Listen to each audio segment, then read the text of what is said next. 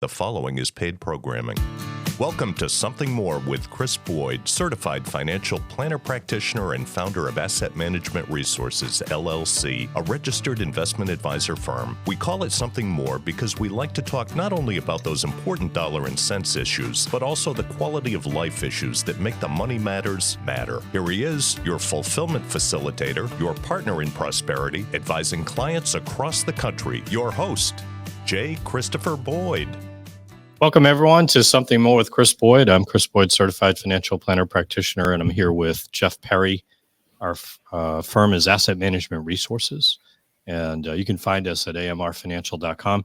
Our topic today are some of the things that people get challenged by in retirement.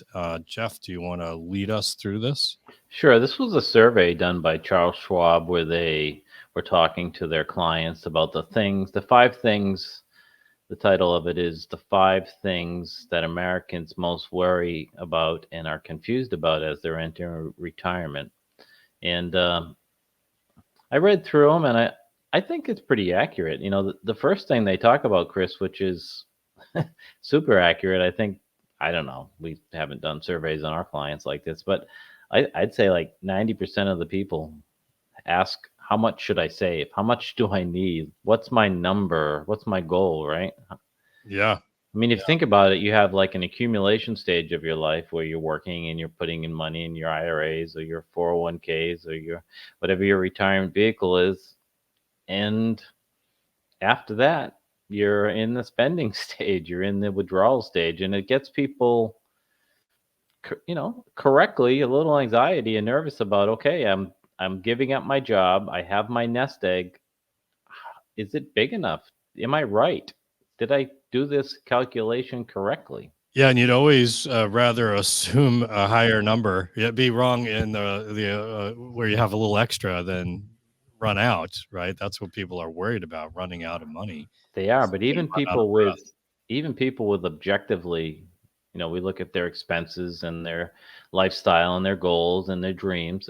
Even sometimes those people who objectively have enough money, more than enough money, still have this level of concern, right?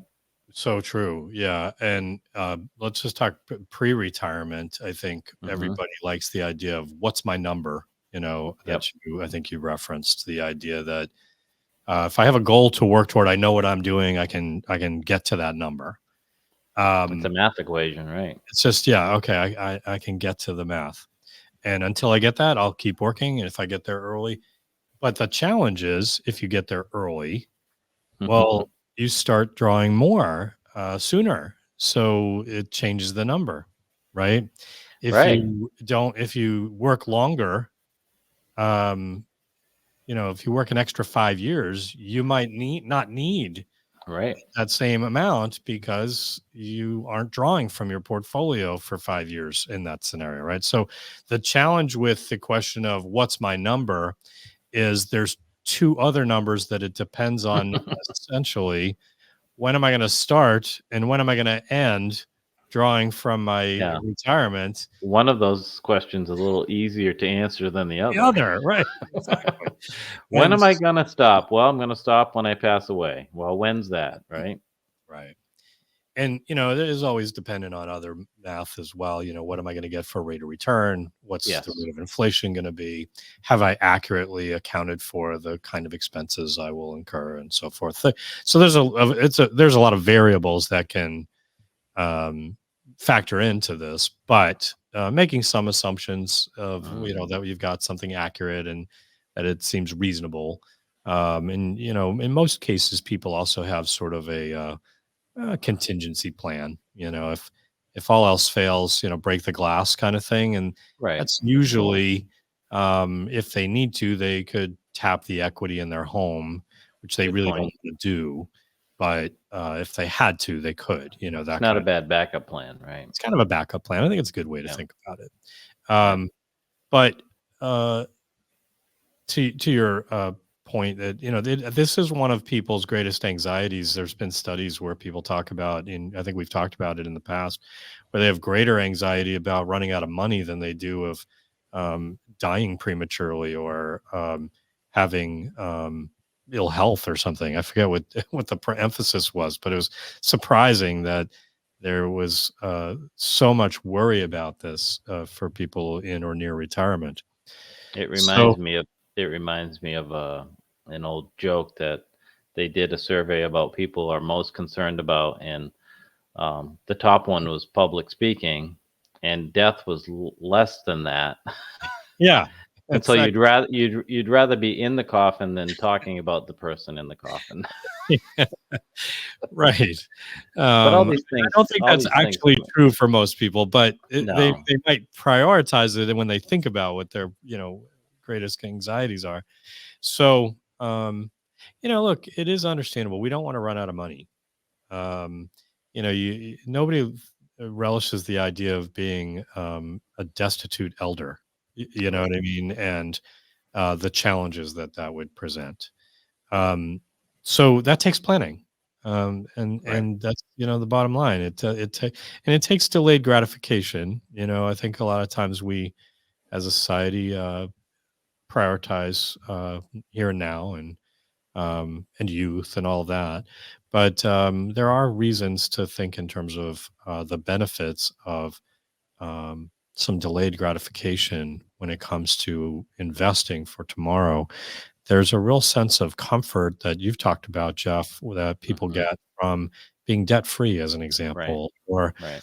the idea that you have some wealth available to you that you're not in need of right now. These are things that can bring people a certain peace of mind, an element of peacefulness that um, alleviates some stress. Right. You don't want to work your whole life and get to that number, that retirement number, and be withdrawing and on your plan. But if you're still in a position because of debt or because of the whatever situation, you don't want to be living in retirement with all that anxiety about money.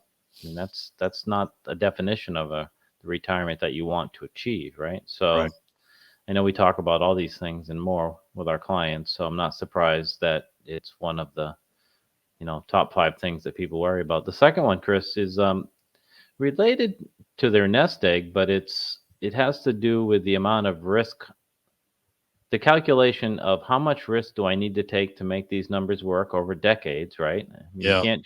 you can't just say I'm going to put my money in the bank and get a 2 or 3% in a savings account that's guaranteed, and think that you're going to be able to have your money last as long as it may need to. Yeah, you may be Versus, guaranteed to fail in that case, right? that's right. As an example, yeah. Taking too little risk is pretty risky, I guess, is the Yeah, best way yeah, to that's say it. So, yeah. the number 2 item listed on this Schwab survey is knowing the right allocation to have and having the risk tolerance to be able to be okay with that. So we talk about this routinely as well, the idea that Right. when we do a financial plan, that this is not something that is etched in stone and Hmm. static. It is something that changes over time. Naturally, it changes where people are less tolerant of risk when there's greater risk, greater volatility in the bad sense, but not in the good sense, right? When there's more uh, Hmm. when there's more upside, people are generally at ease with Sure. risk. But in any case, I think it's an item that's in flux. That being said, we don't want to be overreacting. We want to try to be mindful of what we're tolerant of, have a game plan, live with that game plan, and not try to overreact. Um, I think when we deal with people, we tend to deal with people in retirement or as they approach retirement and Hmm. then go move through retirement. Um, when we're pre-retirement, we tend to be really comfortable with taking volatility risk because we know that we end up getting better returns. Absolutely. The upside is attractive to us, and we've got time. Generally is the mindset. Oh, if it goes down, Time I'll to make up, right? got time to make it up or to have it bounce back. Um, But when we get to retirement, we have to really step back and reassess. Well, a lot of times it takes people a little bit of time to adjust from that go mindset to, well, I really don't want to lose it now. I want to, and I need to draw from it perhaps, or, I want to keep up with inflation, but I don't want it to go away, Right. So there's all these competing priorities. So this is one of the things that we spend some time on trying to figure out. Cash flow demands can be a big part of that. If I have high, cash flow demands, that's one issue. If I don't really need the money, that's a very different circumstance, and the different people's reactions will vary. It's One very person's individual. reaction Yeah. will be, therefore, I don't need to take the risk. Another person's reaction will be, therefore, I can afford to take the risk. Right.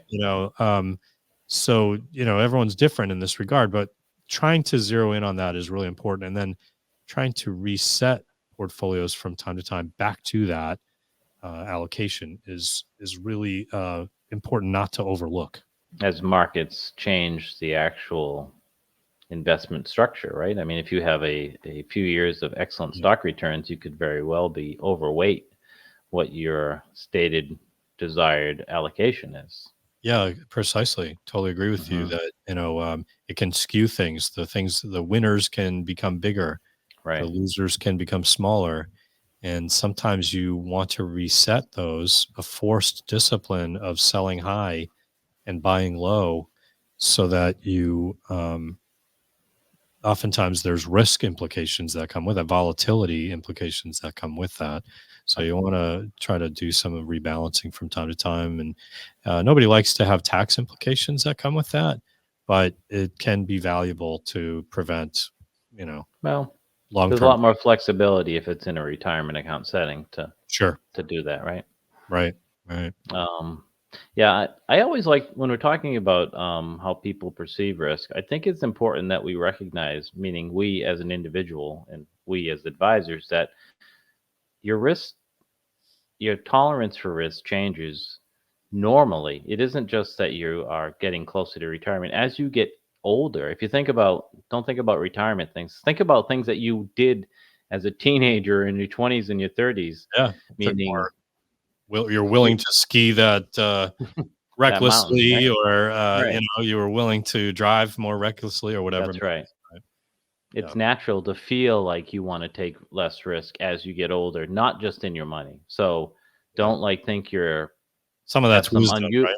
Yeah. That's wisdom. That's Yeah. wisdom, or it's just preservation, right? It's you want to preserve your body, or you want to preserve your health, or you want to preserve your money. So it's a natural feeling. Talk to your advisor about it. Please talk to your advisor about it. It's important that they know, but it's not abnormal, is what I'm trying to say. No, that's a really good point. I think that's a Mhm. really good point, that something we tend to not necessarily think about, but it's absolutely correct. Yeah. People think that they're, maybe thinking about it wrong, but it's actually part of the natural aging process. Yeah. Yeah. Chris, the third thing, which is somewhat repetitive to some of our comments, but I'll share some statistics from the study, is when should I retire? Meaning, you talked about that person who has that number. Yeah. Let's say it's $1 million, just for sake of discussion, and they're thinking that they're going to reach that number at age 65, right? Yeah. And they do really well with their savings, their investing, their contributions, and they find themselves at that number at 60. Right. That doesn't mean that number is valid for age 60, but people are really all over the map today, I think more than ever, about when they think they're going to retire. Yeah. So Continue. Sorry. I was just going to say, on both ends, there's a lot of people who want to retire early. Like a third of the people in this survey say they're planning to retire before 62. But I found it interesting that another third, 33% of workers, expect to retire 70 or after. Mm. So there's the days of everyone's working till 65, starting Social Security, and that's the number. So it's kind of singular. It's really changed to say 55 to 70 might be the new norm now, that you find people in Really those widely ages. vary. Yeah. Yeah. So I guess the how do thing I you would think about start that? with is, again, we have to make some assumptions. The two numbers are not just when we start, but when it ends, right? Right. And we don't. None of us knows when we're not born with an expiration date. We don't know how long we have, and Hmm. for all of us, and that's important. As we live life the way we live life, it's relevant to think. Who knows how Definitely. long you have? Family history, right? But I think, yeah, it becomes maybe a question to start with. If I know I have health impairment, that is to Hmm. say, a lower likelihood for life expectancy Hmm. or a higher mortality concern, I think that's relevant because I want to be mindful of, I don't necessarily want to work till the day I die, you know? Um, so that's one consideration. It's also, are other people dependent on my financial considerations? Sure. So you mentioned And Social Security and the timing of that. That's often, we tend to think about our own life expectancy, but if I'm the high earner, I need to think in terms of not only my life expectancy, but my spouse's right. life expectancy and, the timing of turning that on because it'll affect both of us, whoever's the longest to live, that kind of thing. Hmm. Um, but I guess, starting with the end in mind is always a good game plan when doing some planning, right? Uh, I think we as a society, again, we talked about this at one of the recent podcasts we did, where immediate gratification, we tend to want things immediately. And, um, when anytime you save and invest, it's not immediate gratification. It's not Right. culturally our norm, but it is really essential to the outcome, and so the beneficial outcome long term.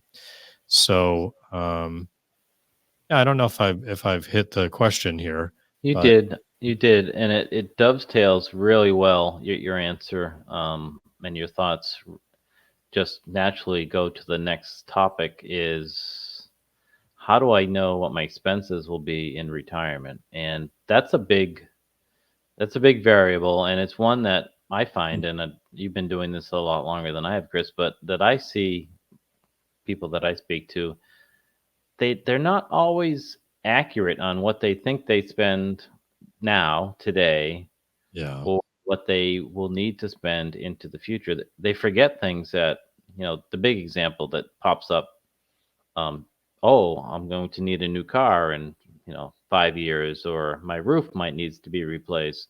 They might have a handle on their monthly expenses, which is all, sometimes they're low on that too, but they tend not to account for those things that come up in our lives, that even if you're not moving, even if you don't plan to take the trip around the world every 3 years, you know, things, we do have capital expenses that come up. yeah. I would echo your comments. I think that most people we interact with, um, and they're coming to us because they want professional help. They're not necessarily inclined to do it themselves. So, so that may be, a self-selected group to some extent, but most That's people that fair. Yeah. we deal with, they don't actually really have a good handle on what do they spend. And they just have a general sense that more money's coming in than's going out. Right. And it generally is probably accurate. They haven't really got a sharp pencil where they've really got every expense kind of accounted for. They just they're living within their means, and they're generally fine with that. Okay. Hmm. But when you start to do some of these projections, you start to say, all right, well, what expenses will continue? Oftentimes, people talk about the idea that, um, well, I'll be spending less in retirement because my mortgage will be paid, or I won't be Okay. commuting, or, Hmm. certain expenses that will diminish. And that's prospectively valid, right? It could Yep. be accurate, but there's also expenses that increase. Well, I'm not spending time at work, so maybe I'll spend time doing something else. I have a hobby, I travel, whatever it may be. I spend money in different ways. hopefully your mortgage will go down, but you'll still have some expenses relating to the house. Like, you're talking about some repairs and, annual cleanups and taxes and so forth, right? Right. Those may be part of the expense, but you may not always account for some of these things. Oh, we're going to have Right. to do some renovations every so often. Is that built into your numbers? That's right. Is the travel that we're going to do built into your numbers? Is a car purchase, to your point, built into your numbers? And these are all things that when you're working, you kind of naturally absorb. You have some periods where you have high, costs, some years where you have lower costs, and you kind of have the ebb and flow, but you're living within your means, with just through sort of an innate sense of what do we have. Right. It really can become important to, when we think about projections are only as valuable as the information we put into them. So it does become relevant. We don't necessarily like to, we're not trying to judge people for how much do I spend on this or that. Oh, Who no cares? value judgment on the Yeah. topics. We just need a good number. Just try to get an accurate sense of Right. that. And Right. so looking at what you spend over the last 12 months, Mhm. not even categorizing it, just getting a handle on what went Right. out. That's an easy way to get a good starting point. And then you can look at that and say, well, we did have these exceptional expenses. Okay, those might be more likely some of the things that we'll deal with in sporadic occasions. Every But year has exceptional expenses, what I that was say. just where I was going. But some of these expenses may be exceptional, but they just are different ones from one year to the That's right. next. Yeah. So to your point, what was the question here about how much was the gist of it? Right. How do I know what my expenses will be, and how do I plan for them? And the other thing that comes into the survey as a related concern under this category is inflation. Right. So let's assume that we have our client who has a real solid number, that they're objective, they understand they need to put money aside for travel, trips, cars, home repair. But that's not a stagnant number, especially if you retire at 60 and you're going to live till 90. You have 30 years there of inflation erosion of your Yeah, income. inflation is an assumption we have to make. We don't know what the actual, no one can look into the future to say what will be the forecast of that.